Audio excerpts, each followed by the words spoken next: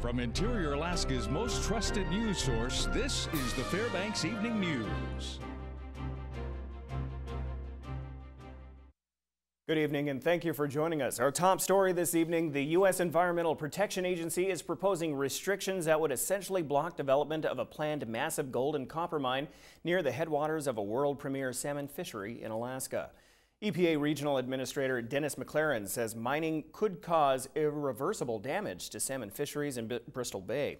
The announcement today marked the latest step in a rarely invoked process used to protect water resources. The EPA is currently being sued by the group behind the proposed Pebble mine and the state of Alaska for allegedly exceeding its authority. Pebble Partnership CEO Tom Collier said while his group needs to analyze EPA's proposal, it is outraged that the agency took the step. Well, shortly after 5 this morning, Alaska State Troopers arrested 32-year-old Silfiano Lucas of Fairbanks. He was jailed without bail on charges of felony assault in the second degree. Lucas was accused of assaulting 29-year-old John Durham of North Pole. No other details of the incident were released. Gas prices in the lower 48 are seeming to see some dramatic drops, and it could mean a good news for Alaska motorists as well. Monty Bowen has the story. The U.S. average retail price of gasoline has fallen below $3.60 a gallon for the first time since April 10th of this year. They have been dropping for 18 days in a row. That's something that hasn't happened since April of last year. The national average right now is at $3.58 a gallon. It's come down 4 cents a gallon in the past week. And believe it or not, even in Alaska, where you're looking at $4.12 per gallon right now, that average price for the state has come down 6 cents a gallon also in the past week. Since the first of this month, there have been declines in crude oil prices and wholesale gas prices. And on the west coast of the United States, we've seen the most dramatic decreases in those wholesale gasoline prices.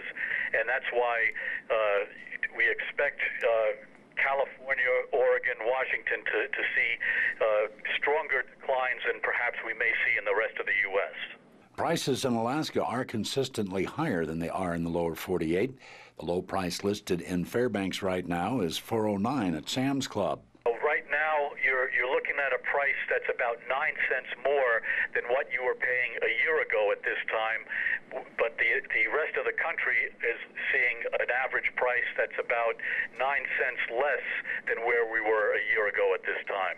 So we're hoping that you're going to see the Pacific Northwest fuel prices and the wholesale gasoline prices come down so that you'll see your prices drop as well. West Coast consumers will likely see their retail prices slide from 15 to 25 cents a gallon over the next 2 weeks. A smaller drop is expected in Alaska. This is Monty Bowen reporting. Every vote counts, and that was the theme of a nonpartisan effort to engage Alaska Natives, shareholders, and tribal members to participate in the 2014 election. Hundreds of folks lined up for a burger or hot dog at the Get Out the Native Vote picnic and rally yesterday afternoon. Now, those in attendance had the chance to register to vote or update their current voter registration while hearing 2-minute timed speeches from about a dozen candidates in the 2014 election. Bill Walker, who is running for governor, and his running mate Craig Fleener spoke at the picnic. Fleener, a Gwich'in Athabascan and Doyon shareholder, did not stop at urging the Native community to get out and vote. There's one thing we often forget about when it comes to elections, and that is that it isn't only about you getting out to vote. Native people in general need to send more candidates. We have very few people running for political office. You look around you in Juneau, you look around you in Washington, D.C., and there are not many people that look like us. We need more Alaska Natives to run for political office. That means more of you need to raise your hands. Yes, you should clap for that because that's something to believe in. All right, when we come back, young pioneers were involved in a number of Golden Days activities at Pioneer Park today. Also, we'll have our latest edition of gardening tips for you. Those stories are next. Stay with us. And welcome back. Earlier today, the children of Fairbanks had a chance to participate in Golden Days by becoming young pioneers and exploring various kid-friendly activities at Pioneer Park. Reporter Ryan Grimes has the story. Children got the chance to freely explore what the city of Fairbanks has to offer them. A plethora of activities from face painting, foam building, hot dog eating, and more had the attention of dozens of kids at a time. Interior firefighters from Fairbanks, North Pole, and Fort Wainwright gave kids an opportunity to sit at the driver's seat of a real fire engine. Every kid likes sitting up there and driving. So we like to get the kids involved. Every kid wants to sit in a fire truck, myself included. You know, so we have that available for the kids to look at. It's just a really good PR thing. There's a lot of questions. If people have questions about how things work, you know, we're able to answer those and give some pointers about safety also. The United States Coast Guard also placed a rock climbing wall that provided a perfect challenge for Gabriel Silas, who came to check out the event before heading to basketball camp. Because it's fun and it gives me an opportunity to try things that I've never tried. Like, it's a good way for other people to get out and see what Fairbanks has. Young Pioneers Day is partially set up by the Leukemia and Lymphoma Society's Team and Training Group.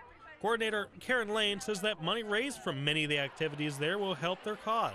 Team in Training helps coordinate this event for the Fairbanks Chamber of Commerce, and we do that so we can get some education about the Leukemia and Lymphoma Society. We get a donation, and so that's great for our event, which we're doing a marathon in Florida in February.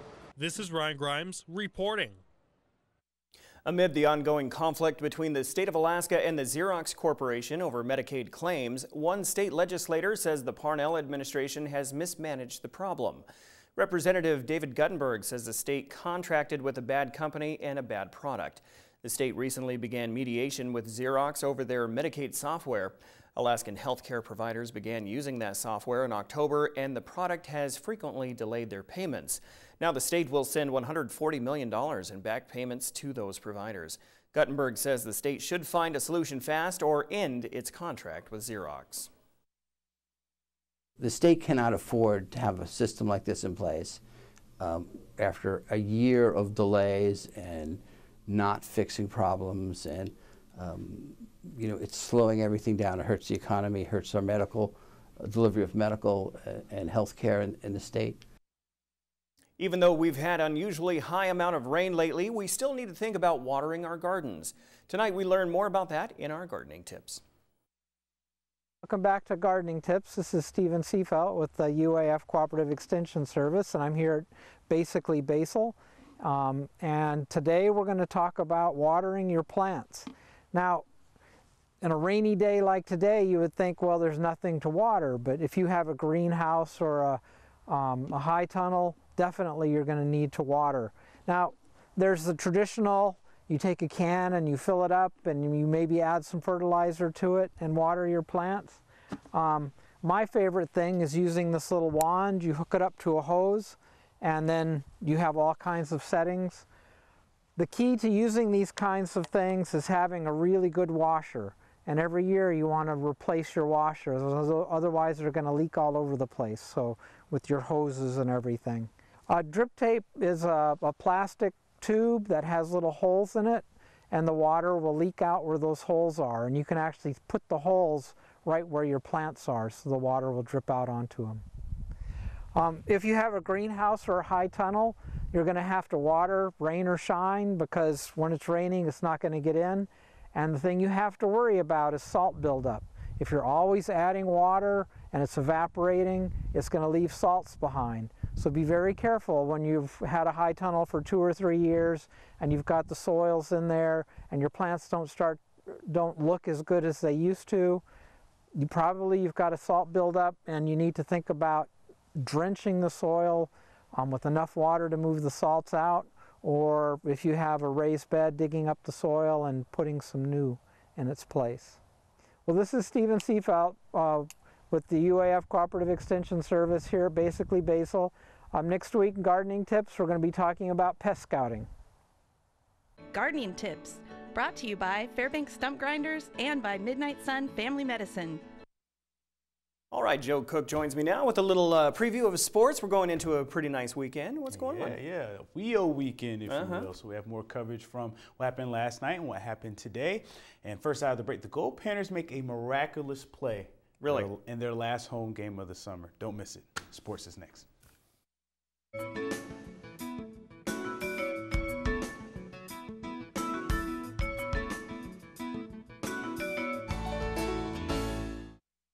Welcome back, Interior Alaska. Time to start your weekend right with some Friday sports. The Alaska Gold Panthers were looking for revenge Thursday night as they faced the Mat-Su Miners for their last home game of the summer season. Let's go to Groudon Memorial Park. The Panthers were in a dogfight with the Miners on Thursday. Mat-Su was off to a great start early, picking up 3 runs. By the 5th inning, they led 3-0. Alaska, they started to heat up at the plate after Jacob Hayes hits a solo homer over center field, putting the first run on the board for the Panthers after that RBI. It was a big scoring inning that tied the game as the Panthers picked up 2 more runs as Eric Hutting and Hunter Villanueva crossed home plate to end that 5th inning. The Miners tied the game, answering back late in the game, at the top of the 8th, with the game tied 3-3. The Miners got the go-ahead run after the overthrow from Panthers second baseman Hunter Villanueva to Tanner Pinkston on first base. Dane Wunderlich crosses the plate to give the Miners a 4-3 lead. The Panthers do answer right back after Von Bazonian's RBI. That tied the game at 4-all in the 8th inning. So we go to extras, still tied, and Miners and the Panthers bottom of the 10th until Tanner Pinkston decides to give a fireworks show to finish the Panthers' home season, hitting a 3-1 walk-off home run to give the Panthers the 7-4 victory. It's extremely important for me, even if it's not the game-winning hit. I want to be able to do that whenever I can, and it's special for me and for this team because we wanted to do it for the town of Fairbanks, and we really wanted to put on a good show for the last game here. How about that? Now, day 3 action here from the 2014 WIO Games. This morning, Christian Warrior of Wasilla and Brittany Woods Orson repeat as the men's and women's Indian stick pull champions. Also, there were drop the bomb qualifiers, and the women stole the show, getting a number of long distances. The finals in that event will be tonight. But earlier this afternoon, competitors put their ears to the test in the cringeworthy ear pull event. Misty Evans and Michelle Strange faced off in the finals, and Evans went through the bracket with 1 loss, repeating as ear pull women's champion. In the men's bracket, Link Quimick, a 12-year WIO veteran from Fairbanks, won his first ever ear pull event over Jeff Satterfield in the final. A nice moment for Link and Satterfield. And Satterfield had to tip his hat or his ear. Yeah, he beat me earlier in the preliminaries, and then in the final he beat me again. So, but it's nice. It's nice to see anybody win, whoever it is, whether it's a competitor or a friend. Seems like it didn't hurt as much last year, but Michelle definitely gave me a run for my money this year. Definitely.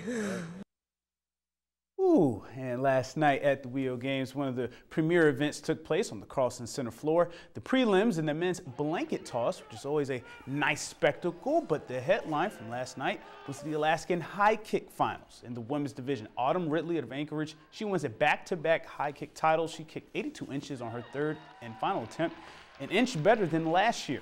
And for the men, Elijah Calvinboy came in as the favorite, having won last year and holding the current world record, but Casey Ferguson was just a little bit better. Ferguson won with a 94-inch kick, which got him a silver last year when Calvinboy kicked 95 inches.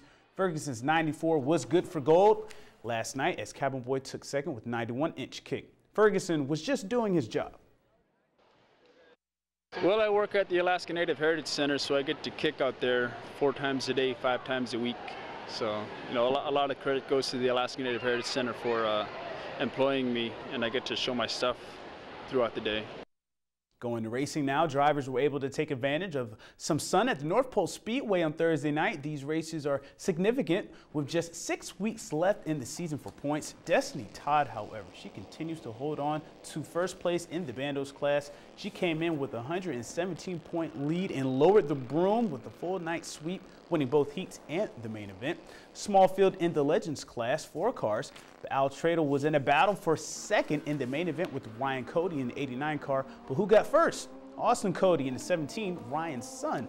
2 huge wins, the second heat and the main event, to stay within reach of Treadle in the point standings. It almost gets frustrating battling with the same person, but then again it's fun because you learn the driver, so you learn how hard you can push them without getting in a wreck or anything. So, I mean, we get pretty fast, gets pretty fun. Finally, here's a look into the weekend sports schedule. Saturday morning, the Alyeska Golden Mile Run. It leads the Golden Days Parade and starts just before 10 a.m. at the Aurora Energy Plant on 1st Avenue. It's $5 and proceeds go to the Literacy Council of Alaska. Saturday is the final day of We Out at the Carlson Center. Events include the 1-foot high kick, men's blanket toss, and knuckle hop, as well as closing ceremonies. Also on Saturday night at 7 p.m., the GFRA will be back in action for regular racing scheduled at the Mitchell Raceway. Sunday is the 49th Gold Discovery Run. There are 2 start times. For those needing more than 3 hours, there's an 8 a.m. start, and those needing less than 3 hours, you'll start at 9 a.m. Buses leave Silver Gulch at 7:15 and 8:15 a.m. for the Clearly Summit start area. It's $30 in the 5th race in the Flint Hills Cup Series. And that'll do it for sports tonight. Your full of the forecast is coming up next, and we'll catch you next time. Hey everyone, welcome back to our Friday night newscast. I wish I had better weather for you, but it looks like you're going to need your umbrella tomorrow for the parade and for the outdoor activities going on, because we have a pretty good frontal boundary that's laying not too far to the west of us, moving our direction. Maybe things will change, but right now it doesn't look real encouraging. Our photograph tonight, a beautiful photograph from Thomas Schneider at the Upper Chena River, and that's a postcard shot there. Again, as always, if you have a photograph you want to share, send it to photos@ktvf11.com. Here's our numbers for this time of year. The almanac showing that the normal high is 74. Today's high only 69. The normal low 52. Last night's low 54. Record high 84 in 1993. Record low 35 1959. 19 hours and 38 minutes of daylight. A loss of 6 minutes from yesterday. Now here's why I'm not too encouraged by the forecast. There's the frontal boundary, really well defined. You have a gap here, but only because there's no radar to see the clouds and moisture there, but you can see all the moisture is moving to from the southwest to the northeast, so it looks like we're going to get some of that moving in tonight into tomorrow, and it just depends how fast it moves through. That's the question. Our latest radar, as you zoom in around the area, you can see, again, we're thickening, the clouds are thickening, the showers are getting more dense, and it's all moving toward the Fairbanks area, so don't be surprised to hear some raindrops very shortly. All right, here's what's going on as far as the rest of the state is concerned. As you can see, cloudy skies over southeast Alaska, sunshine around the Anchorage Bowl. We have sunshine down around the Kodiak Island, and then showers around the Bethel area with mainly partly cloudy skies at Nome, and chilly temperatures up in the North Slope at Barrow, 37 degrees there. Lower 48 weather, lots of storms moving across the deep south, but high pressure is really starting to build in and become the dominant feature, and the high pressure means much warmer temperatures coming for a large portion of the country, especially the southwest. Daytime heating close to the 100-degree mark in many areas, and then maybe some isolated thunderstorms in the afternoon around Las Vegas, and that's about it. Elsewhere, the lower 48 weather for next week showing that high pressure still continuing to dominate the overall picture, with the jet stream slowly working its way down to the south, but still most of the energy remaining to the north, helping to pull that moisture and humidity up over the eastern half of the country. Well, back to the northern sections of Alaska tomorrow. Rain and snow showers again for Barrow. Rain in Nome and scattered showers at Fort Yukon. Here in the interior, we'll be looking at scattered showers for Fairbanks and Delta, and periods of rain for Healy. While over the southeastern sections, chance of rain for Juneau and a little bit of chance for Ketchikan. Out to the southwest, looking at partly cloudy skies for Cold Bay, rain in Bethel, and mostly cloudy skies at Kodiak. And over the south central sections, periods of rain in the Valdez area, cloudy skies with showers for Homer, and also showers in the Anchorage Bowl. All right, here's our forecast for tonight. For the Fairbanks area, cloudy with showers likely after midnight if they've not started yet. 50 degrees for the overnight low. Here comes the bad news. Looking at periods of rain, diminishing to showers by afternoon, 60 degrees. Like I said, bring your umbrella for the parade.